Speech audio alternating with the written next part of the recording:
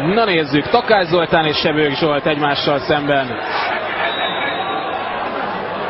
Sebőknek voltak már óriási bravúrjai, és van még egy!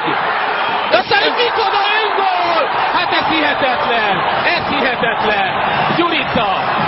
Ez nem igaz! חושבת על השלישי שלה, קמוקו קמרה, מוציא לה את הכדור הזה מהרגליים ומרחיק את הכדור באופן סתמי לחלוטין, ותראו מה קורה.